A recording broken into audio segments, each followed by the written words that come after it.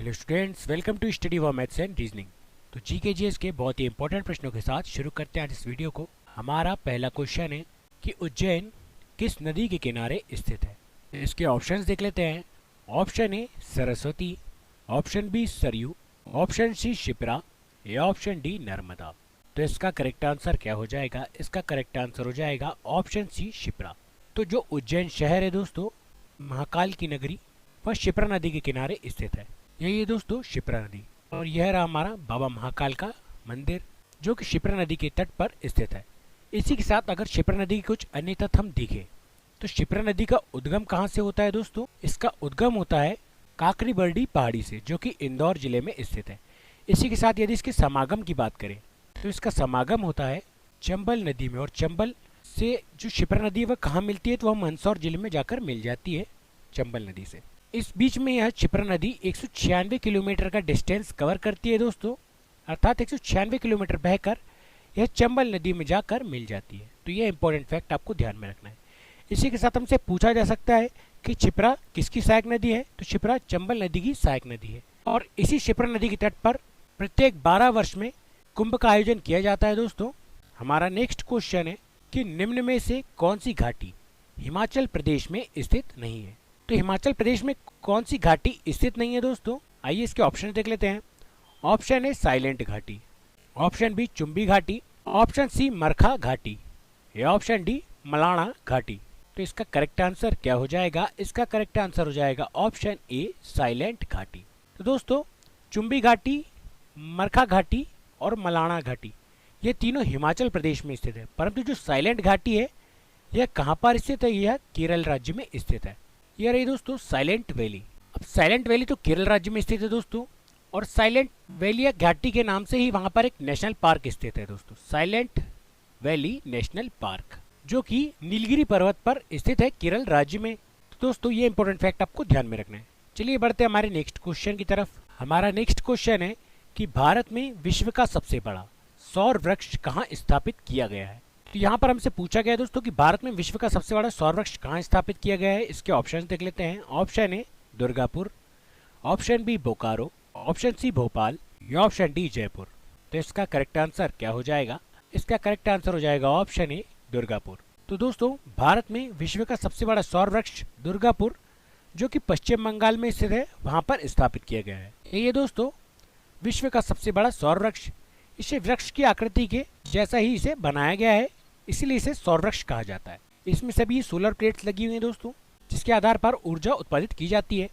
चलिए बढ़ते हैं हमारे नेक्स्ट क्वेश्चन की तरफ कि निम्न में से कौन सा देश क्षेत्रफल की दृष्टि से भारत का सबसे छोटा पड़ोसी देश है? क्षेत्रफल की दृष्टि से भारत का सबसे छोटा पड़ोसी देश हमसे पूछा गया है। ऑप्शन देख लेते हैं। Option A Nepal, option B Afghanistan, option C Bangladesh या ऑप्शन डी मालदीव। इसका करेक्ट आंसर क्या हो जाएगा? इसका करेक्ट आंसर हो जाएगा ऑप्शन डी मालदीव। तो भारत का सबसे छोटा पड़ोसी देश मालदीव है दोस्तों। और इसी के साथ अगर सबसे बड़ा पड़ोसी देश पूछा जाए तो सबसे बड़ा पड़ोसी देश कौन सा है? सबसे बड़ा पड़ोसी देश है भारत का चीन। ये रहा दोस्तों मालदीव का व्यू। मालदीव एक बहुत ही खूबसूरत देश है दोस्तों, यह एक द्वीपीय देश है। इसी के साथ मालदीव एशिया का सबसे छोटा देश है। अब ये तो हो गया दोस्तों एशिया का सबसे छोटा देश। अगर एशिया का सबसे बड़ा देश पूछा जाए तो एशिया का सबसे बड़ा देश है चीन। तो ये दो इंपॉर्टेंट पॉइंट आपको ध्यान में रखना है। चलिए बढ़ते हमारे नेक्स्ट क्वेश्चन की तरफ। हमारा नेक्स्ट क्वेश्चन है कि भारत के संविधान द्वारा प्रदत्त मौलिक कर्तव्यों की कुल संख्या कितनी है? तो यहाँ पर हमसे मौलिक कर्तव्यों की कुल संख्या पूछी गई है। ऑप्शंस देख लेते हैं। Option A 19, option B 32, option C 11 या ऑप्शन डी 29। इसका करेक्ट आंसर क्या हो जाएगा? इसका करेक्ट आंसर हो जाएगा ऑप्शन सी 11। तो भारत के संविधान द्वारा वर्तमान में जो कुल मौलिक कर्तव्य हैं उनकी संख्या टोटल अभी वर्तमान में 11 है। इसी के साथ जब संविधान बना था दोस्तों उस समय मौलिक कर्तव्य उसमें नहीं जोड़े गए थे, परंतु जब 42वां संविधान संशोधन हुआ जो कि सन 1976 में हुआ था, उस समय संविधान में 10 मौलिक कर्तव्य जोड़े गए थे। इसके पश्चात जो 11वां मौलिक कर्तव्य था दोस्तों वह 86वां संविधान संशोधन 2002 के अंतर्गत जोड़ा गया था। अब यदि हमसे पूछा जाए कि मौलिक कर्तव्य को किस देश से लिया गया तो यह रूस के विचार से संबंधित है दोस्तों। जो रूस का संविधान था उससे प्रेरित होकर हमारे संविधान में मौलिक कर्तव्यों को जोड़ा गया था, और वर्तमान में मौलिक कर्तव्य की कुल संख्या है टोटल 11। ये दोस्तों हमारा भारत का संविधान। अब दोस्तों मौलिक कर्तव्य की संख्या तो 11 हो गई, परंतु यह किस अनुच्छेद के अंतर्गत संविधान में शामिल किए गए दोस्तों? तो ये अनुच्छेद 51(1)(1) द्वारा भारतीय संविधान में शामिल किए गए हैं। अर्थात हमसे पूछा जाता है कि जो मौलिक कर्तव्य है वह किस अनुच्छेद के अंतर्गत आते हैं, तो वह अनुच्छेद 51(1) के अंतर्गत आते हैं। चलिए बढ़ते हैं हमारे नेक्स्ट क्वेश्चन की तरफ। हमारा नेक्स्ट क्वेश्चन है कि निम्न में से किस राज्य में अजंता की गुफाएं स्थित है? ऑप्शंस देख लेते हैं। Option A Uttar Pradesh, option B Maharashtra, option C Madhya Pradesh या ऑप्शन डी केरल। तो इसका करेक्ट आंसर क्या हो जाएगा? इसका करेक्ट आंसर हो जाएगा ऑप्शन बी महाराष्ट्र। तो दोस्तों अजंता की गुफाएं महाराष्ट्र में स्थित है, और महाराष्ट्र में भी अगर जिला पूछा जाए तो महाराष्ट्र के संभाजी नगर जो जिला है, जिसका पूर्व में नाम क्या था? जिसका पूर्व में नाम था औरंगाबाद, और अभी इसका वर्तमान नाम है संभाजी नगर। उस जिले में अजंता की गुफाएं स्थित है। इसी प्रकार महाराष्ट्र की एक और प्रसिद्ध गुफाओं के नाम है जो कई बार पूछा गया है दोस्तों। वह कौन सी गुफा है? वह है एलोरा की गुफाएं। एलोरा की गुफाएं भी संभाजी नगर में स्थित है दोस्तों। तो ये इंपॉर्टेंट पॉइंट्स आपको ध्यान में रखने हैं। इसी के साथ मध्य प्रदेश की बाघ की गुफाएं भी कई बार पूछी गई हैं दोस्तों, कि बाघ की गुफाएं किस राज्य में स्थित है? तो बाघ की गुफाएं मध्य प्रदेश राज्य में स्थित है। ये दोस्तों अजंता की गुफाएं, और इसे यूनेस्को द्वारा विश्व धरोहरों में शामिल किया गया है दोस्तों।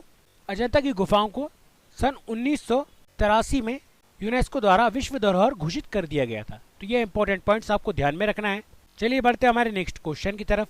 हमारा नेक्स्ट क्वेश्चन है कंप्यूटर कीबोर्ड में शिफ्ट और एल्ट कुंजियां डैश के उदाहरण है।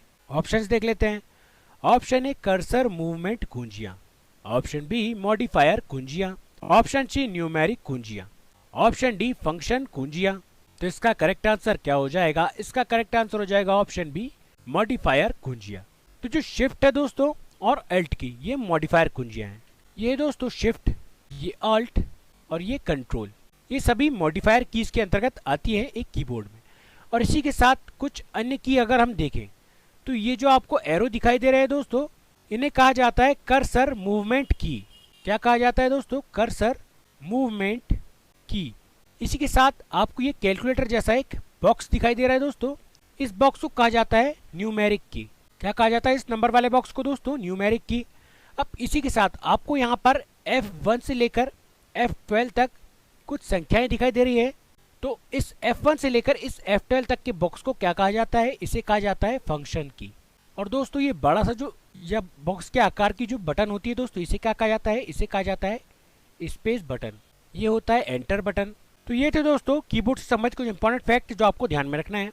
चलिए बढ़ते हैं हमारे नेक्स्ट क्वेश्चन की तरफ कि निम्न में से कौन सी पर्वत श्रृंखला आंध्र प्रदेश में स्थित है?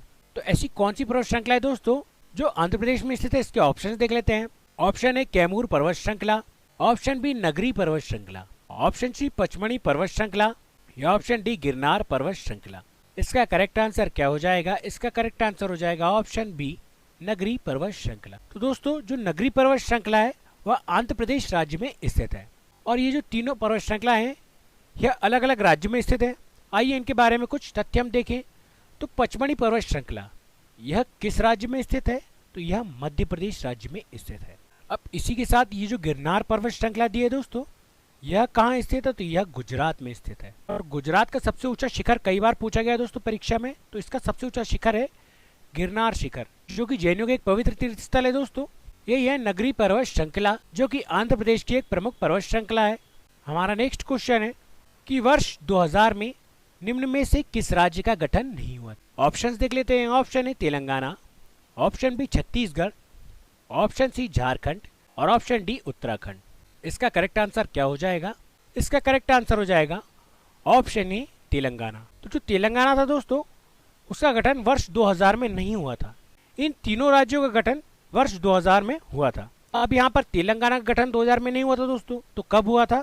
तेलंगाना का गठन हुआ था 2 जून 2014 को, और यह आंध्र प्रदेश से अलग होकर यह नया राज्य बना गया था। अब तेलंगाना की राजधानी अगर देखें दोस्तों, तो तेलंगाना की राजधानी है हैदराबाद। अब यही दोस्तों छत्तीसगढ़, अगर इसके बारे में हम देखें तो छत्तीसगढ़ किस राज्य से अलग हुआ था दोस्तों?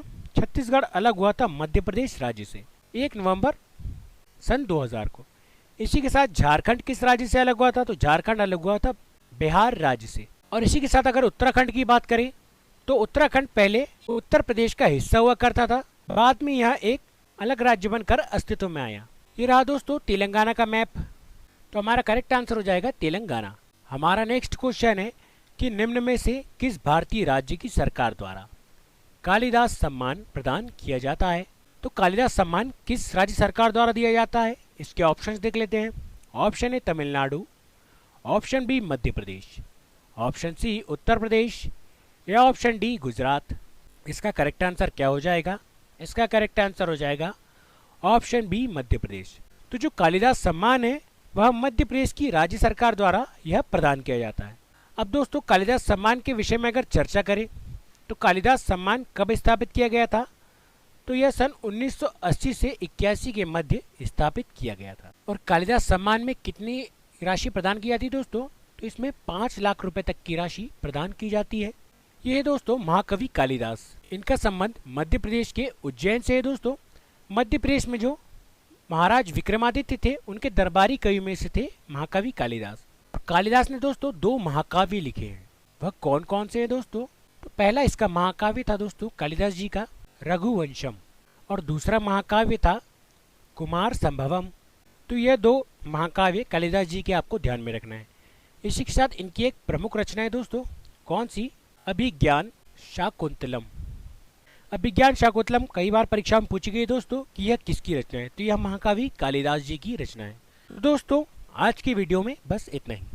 अगर आपको हमारा वीडियो अच्छा लगा है तो हमारे वीडियो को लाइक कीजिए, चैनल को सब्सक्राइब कीजिए और अपने दोस्तों के साथ शेयर जरूर कीजिए। और आगे भी ऐसी वीडियोस पाने के लिए हमारे चैनल से जुड़े रहिए। वीडियो देखने के लिए धन्यवाद।